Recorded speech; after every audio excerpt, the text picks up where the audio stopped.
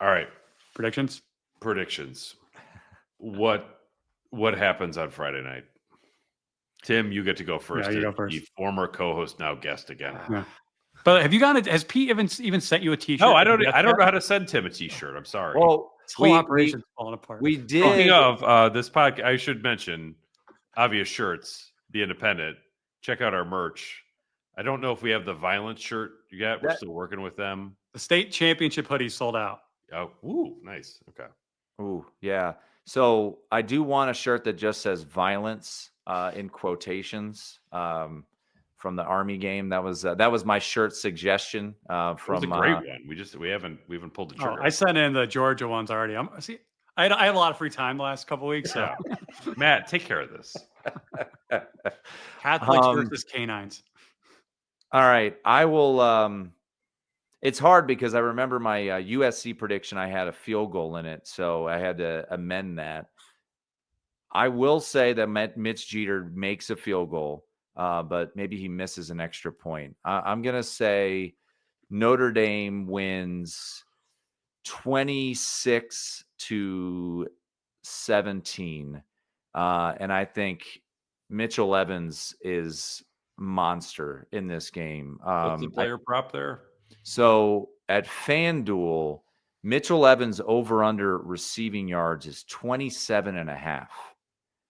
And I think it's that low because he hasn't really had a monster season, right? Because he's been injured.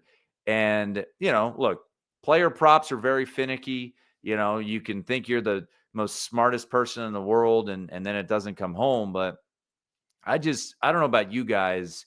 To me, this feels like Ohio State. This feels like Duke, where he's going to be the best pass catcher out there. I mean, I guess Jeremiyah Love, but you know what I mean. And I think that Riley Leonard is going to be comfortable throwing him the ball. When you think about Bo Collins struggles, Jordan Faison struggles with catching the ball, I think the reliable target, and we saw it against USC. I know one of his receptions was from Tyler Buckner on a fake punt, but I think Mitchell Evans has a big game. I think he scores a touchdown. I think he has a really good performance here. I think it's a sloppy first half, and similar to what we saw in A&M, I think they flex their muscles a little bit more in the second half.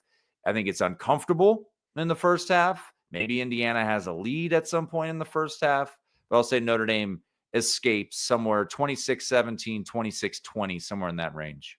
Well, that's significant to some, the difference there. That's why I have not bet this side, sir. That is why I have not bet this side. You said make a field goal and miss extra points. What, do they go for 2 then and miss it with 26? Oh, God, yeah. Sorry. Hold on. Yeah. Let's just say 26-17. Come on, you're the Vegas guy. This is not a math show. I was supposed to be out there last week for NFF, but like everything else, I've been homebound. I've got 24-20. I think Notre Dame wins this with defense. I wouldn't be surprised if you see a defensive touchdown or a game-changing play that leads to a short field and touchdown for Notre Dame. I just think, like Pete mentioned earlier, these teams are very, very similar, but Notre Dame's got better personnel, and they do what they do better than Indiana does what they do. And I think barring a disaster as far as just sloppy and a lot of turnovers, and Notre Dame has played clean football for the most part offensively all year long, I have a very hard time seeing Indiana win this game. I think it's going to take something extraordinary for Indiana to win it and for Notre Dame to lose it. I don't think that's going to happen. I do think it'll be low scoring. That's the under. I've got Indiana covering, but Notre Dame's a better team, and I think ultimately they assert themselves and win this game 24-20. I think on top, other than the Mitchell Evans player prop bet, I like whatever money line I can bet in the first quarter of like Indiana winning at the end of the first. Like I could see Indiana being up 7-0 or 10-7. I think Indiana will put some real game pressure on Notre Dame, but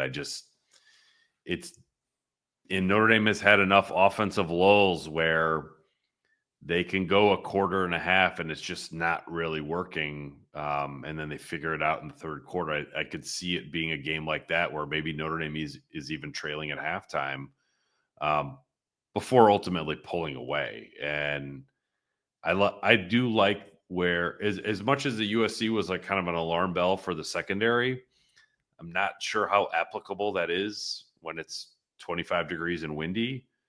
But I do think what will sort of travel, but back to South Bend, is the fact that the offensive line has played really well the last couple of weeks, or the final 2 games of the season, maybe more than that. Certainly against Army, and I thought against USC as well. That's going to have to show up on Friday night, and I think that it will. I like where Notre Dame is at offensively up front, and when I hear Indiana players and coaches talk about treating Riley Leonard like an option quarterback and how you really have to hit him and make him pay and all that stuff, which is kind of how Notre Dame talked about Bryson Daly and Blake Horvath from Navy. Like, I mean, that Notre Dame, they know Notre Dame has an advantage there that they're going to have a hard time dealing with when it's Leonard with Price, Leonard with Love. And I think that's sort of why I like the Mitchell Evans prop. I also think that there was a play against USC where Riley Leonard, I think, rolled right and just sort of found Chris Mitchell sitting in his zone in the seam. I think that play is going to be open a lot. And if they can move Riley Leonard around and have him keep his eyes downfield, which he's done a much better job of lately, I think Notre Dame will make just enough plays in the second half. So I'll go Notre Dame. I'll go 21-13, even the lowest scoring of the picks. Hard for me to pick a Notre Dame field goal, but yeah, I think it's gonna be a fun game. I think the atmosphere is gonna be awesome. I don't know how much red is going to be in there. I think it will be probably more than some Notre Dame people like, but still less than Ohio State last year. Although, as somebody mentioned to me as I was doing an interview for a future story, like, they don't make a lot of red coats, so we might actually not know how much red is in there